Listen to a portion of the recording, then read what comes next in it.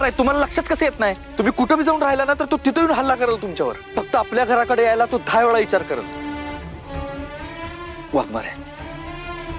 वाघमारे तुम्ही जरी आपलं नातं नाकारलं असलं ना तरी मी तुमच्या कुटुंबाशी असलेलं नातं नाही तोडलेलं.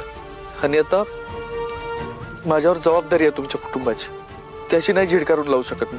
वाघमारे मी तुमच्या समोर हात जोडतो, वाटलं तर तुमचे पाय धरतो, पण प्लीज आमच्या घरी चला. एकदा फक्त आईंचा, आंबरीचा, तिच्या होणाऱ्या बाळाचा विचार करा प्लीज. वाघमारे तुमच्या हक्काचं घर आहे. कुठल्या हक्काने येऊ सत्य? हक्काने यायला आपल्यात काय नातं राहिले?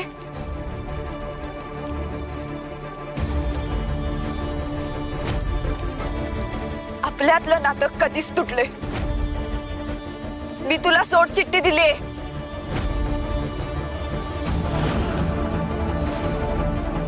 कोणाची गरज लागली आपल्या? मी या दोघींची काळजी घ्यायला समर्थ आहे. जाईन कुठेही.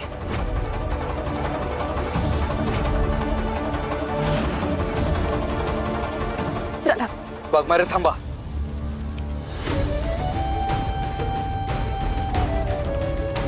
तुम्हाला काय वाटतं? एका हाताने लिहिलेल्या सोड चिठ्ठीवर आपलं नातं संपलं आणि तुमच्या दृष्टीनं असेल संपलं, पण कायद्यानं ना हाच पण तुम्ही माझ्या बायको आहात आणि मी तुमचा नवरा आहे.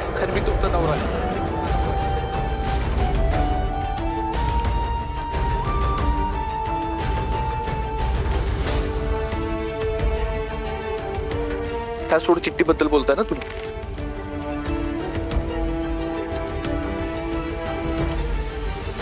ही जर आपल्या नात्याच्या मध्ये येणार असेल ना तर हिचा विषय आजच संपवतो.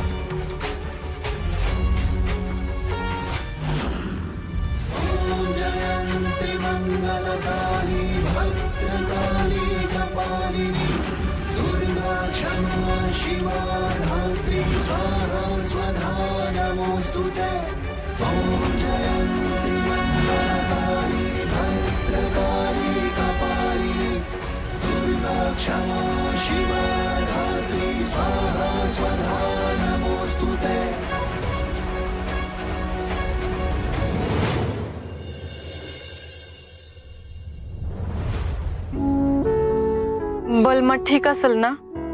त्याला बरं वाटत असेल का? जयदे दादा म्हणत होता का त्याला लई भाजले, त्याला बघायला जावं असं लई वाटतंय, पण कशी जाऊ?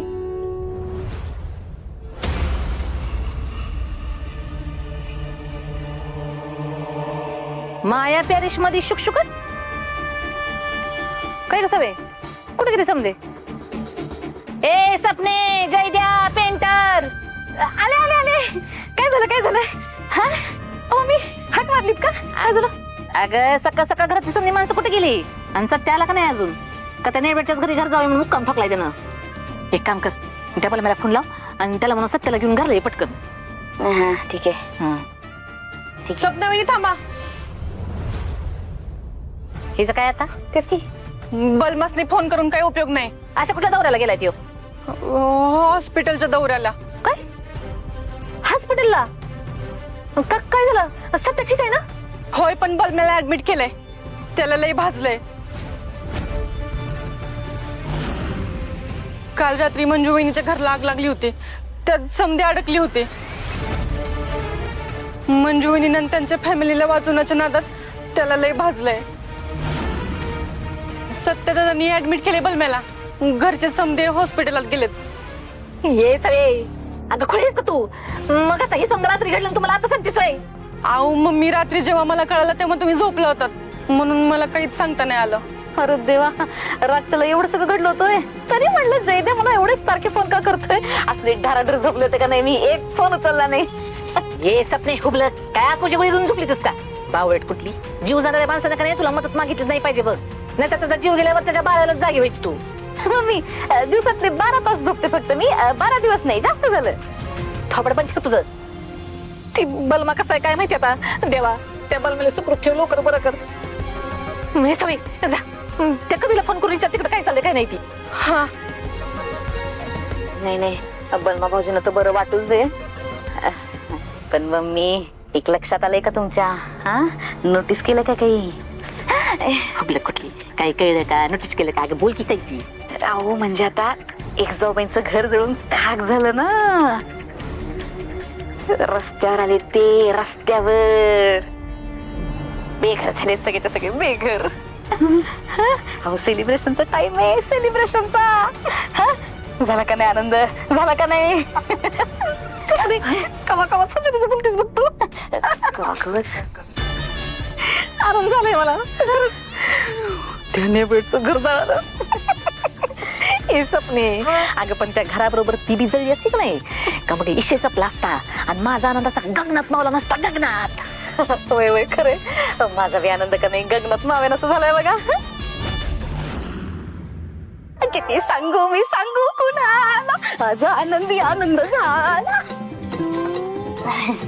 द्या ताई द्या.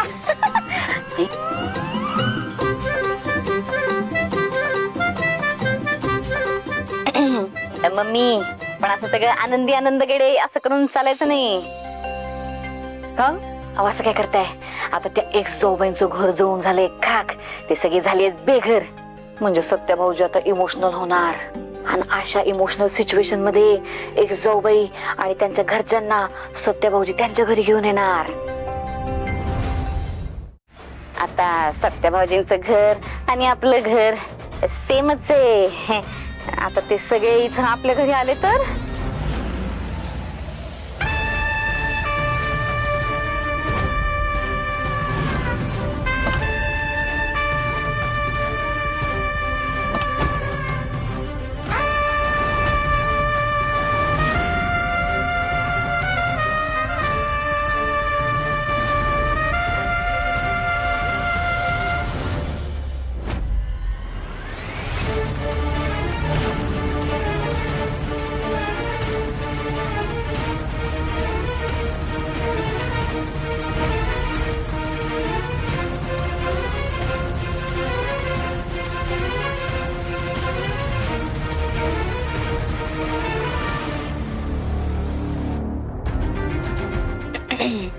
बघितलं का मम्मी? हा, मी म्हटलं तसंच झालं. आल्या एक जाऊबाई घरात, स्वतःच घर जळालंय, आता आपलं बी घर जळायला आलेत वाटतं.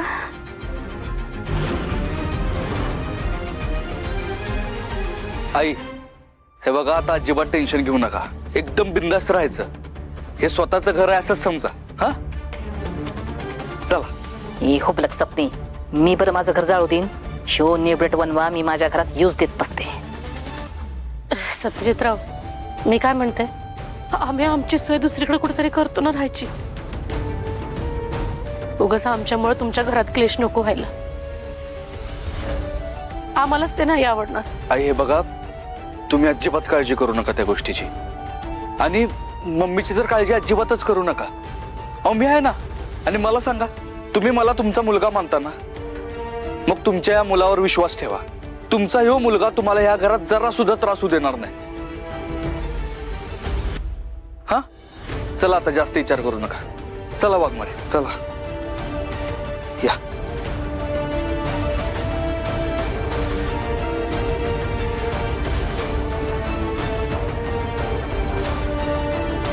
या. थांबा, थांबा.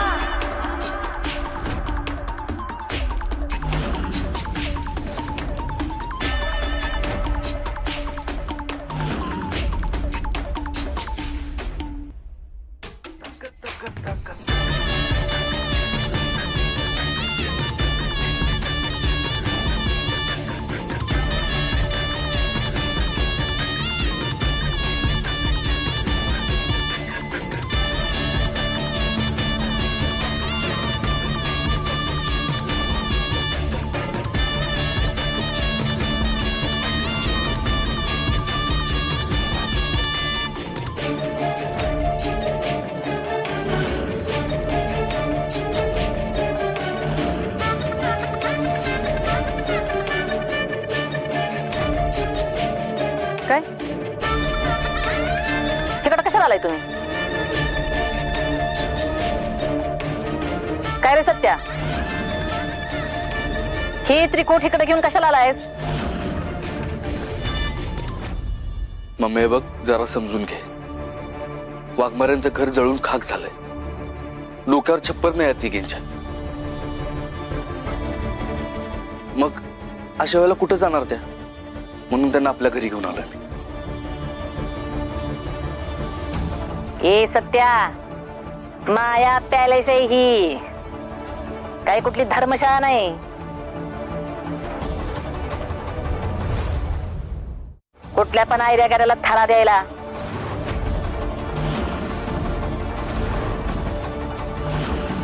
जायला सांगितलं यांना. मम्मी अगं, माणुसकीच्या नात्यानं तरी सत्या, एक येळ ह्या घरात रस्त्यावरच जनावर आला असतं ना तरी काही बोलले नसते मी. आणि ह्यांना आहो मम्मी, राहू दे की त्यांना. लई मोठं संकट ओढवले त्यांच्यावर. त्यांच्या अशा टाइमला आपण त्यांना साथ नाही देणार तर मग कोण देणार? तुम्ही तुमचा राग जरा बाजूला ठेवा आणि माणुसकीच्या नात्याने मंजू वहिनींकडे बघा. ये सरे, वैरी नाही वैरी, ही वैरी माझ्या घराच्या जीवावर उठलेली. तिच्या पायी तुझ्या भावाचा जीव धोक्यात आला होता, हे समलीस का तू? अजिबात घरात घेणार नाही मी.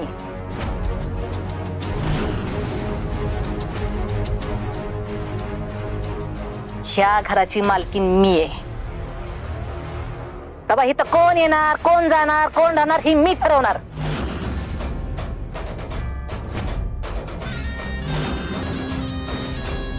आल्या पावली परत जायचं. चला, नाहीतर धक्के मारून बाहेर हाकलून दे.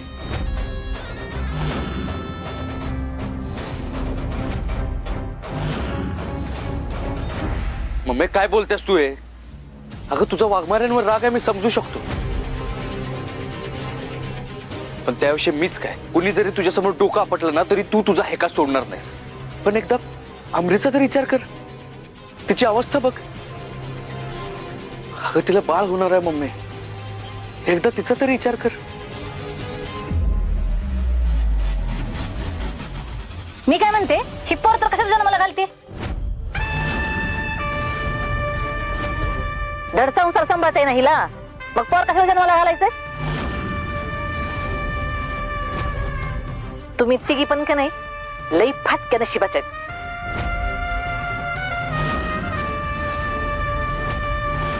मागच्या जन्मात तुम्ही लई काहीतरी मोठं पाप केलं असणार आहे, म्हणून ह्या जन्मात तुमच्या तिघींचं बी संसार नीटनीटकं झालं नाही.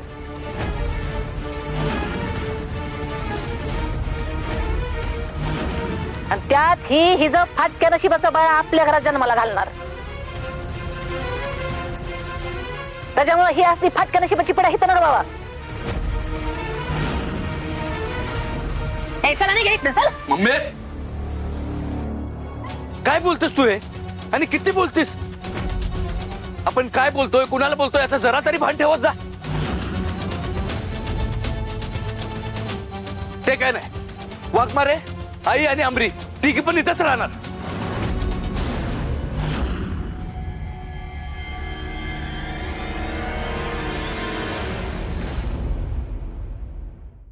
ये सत्या, मम्मी मी तुझं काहीच ऐकणार नाही. सत्या थांब.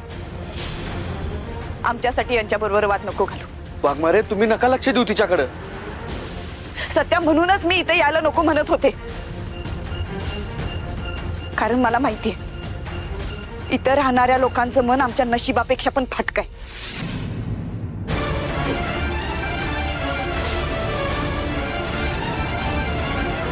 इथं राहण्यासोबत पावलोपावली अपमान पण सहन करावा लागेल. एक वेळ स्वतःच अपमान सहन करी, पण आई आणि अमृताचा नाही. आम्ही नाही राहणार इथं. चला ग. वाघमारे आहो. ए जा जा जा. वाघमारे ऐका माझं आली तुम्ही. मोठी तर मी काय तुला वाघमारे. शाळेत नारळ घेऊन आले नव्हते आमंत्रण द्यायला. पण आईन बहिणीचा अपमान सहन होत नाही, मग कशाला येतेस गं माझ्या दारात परत परत? आई आई आई शांत व्हा. अहो रडू नका तुम्ही, सावरा स्वतःला. माफ करा सत्यजितराव. पण आम्ही या घरात नाही राहू शकत. जरी तुम्ही आम्हाला आपलं मानत असलात ना, तरी मी हे घर आम्हाला आपलं नाही मानत. अहो आई, पण मी आहे ना, मी आहे, जयद्या आहे, पप्पा आहे, सवी आहे, तुमच्या हक्काची माणसं आहेत ना. तुम्ही आमच्याकडे लक्ष द्या, तुम्ही हिच्याकडे कशाला लक्ष देताय? आणि तुम्ही इथं नसताना काय करायचं आम्ही?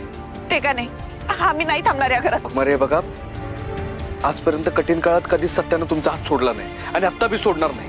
तुम्ही इथंच राहायचं माझ्या नजरेसमोर. कशाला थोबड दाखवायला परत परत माझ्या दारात येतीस मग?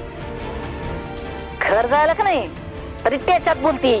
रस्त्यावर आली तर हिची गुरमी काही गेली नाही. ए ने बट तर रस्त्यावर राहणार तर कुठल्या देणार असं मात्र. पण माया तनेशच्या आजूबाजूला फिरकायचं नाही सांगून ठेवते. बघितलं का सपने? ती नेब्याची दणकट मम्मी बघ कशी नाटक करायला लागली चक्कर आल्याचं. ए नाटक पिटका करायची नाही ना. चला निघायच ना, चला. मम्मी थांब.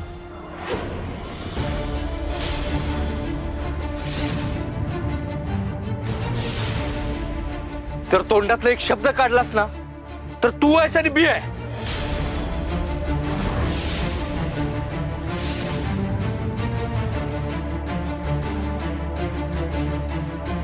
तुला काय वाटतं मी काय बोलत नाही याचा अर्थ मला बोलता येत नाही असं नाही होत. मी जर तोंड उघडलं ना तर तुझं तोंड कायमचं बंद होईल. वाघमाऱ्यांचा पान उतारा करायच्या आधी 10 वेळा विचार करायचा.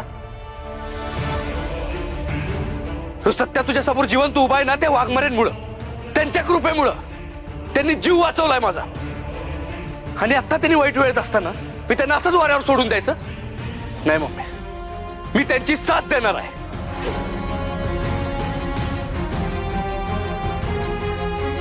आणि म्हणून त्यांना इथे घेऊन आलोय मी.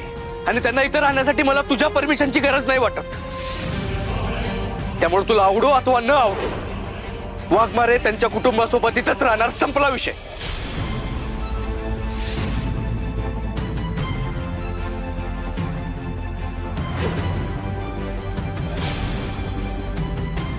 हे सत्या, त्या नेब्याच्या प्रेमाची पट्टी तुझ्या डोळ्यावर लागलेली कधी काढणार आहेस तू?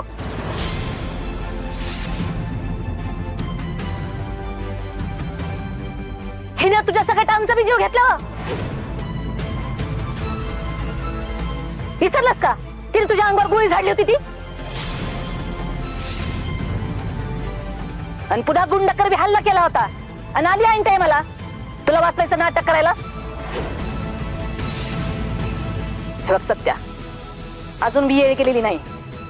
तू तुझं डोळं उघड आणि नीट ऐक.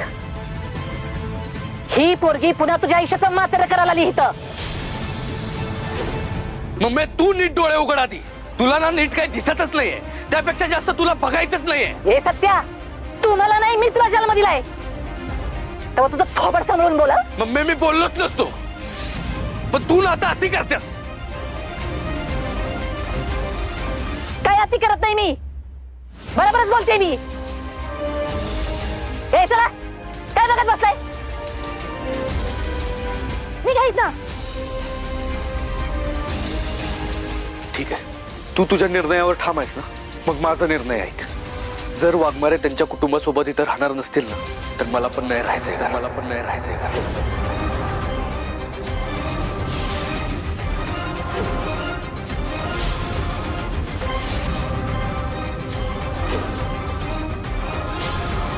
एक मिनिट पण थांबणार नाही मी या घरात.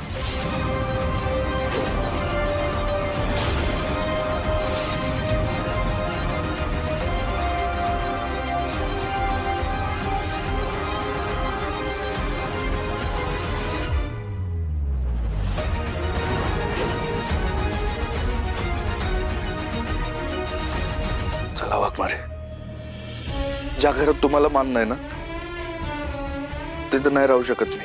आमच्यासाठी तू का स्वतःचं घर सोडतोस? कारण वाघमारे, तुमच्या कुटुंबाची जबाबदारी माझ्यावर आहे. आणि वाघमारे, कधी काळी हे घर तुम्हीच एकत्र बांधून ठेवलं होतं. बघाच, त्याच घरात तुम्हाला घेतलं जात नाहीये. त्या घराचा उमरा ओलांडण्यापासून तुम्हाला रोखलं जातंय. मग अशा घरात मला बी नाही राहायचं. पण सध्या या घराशी आता माझं काही नातं नाही राहिलेलं.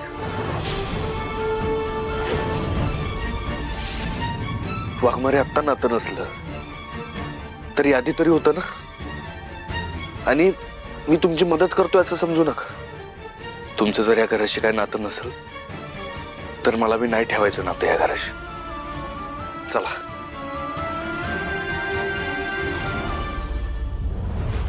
मम्मी हो सत्या भाऊजींचा हा पवित्र काही परवडण्यासारखा नाही बघा तुम्हाला.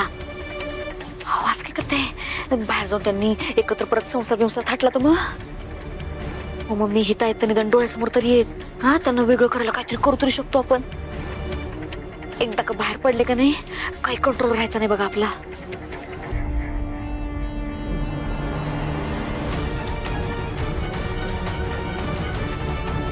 सत्य थांब, सत्य थांब.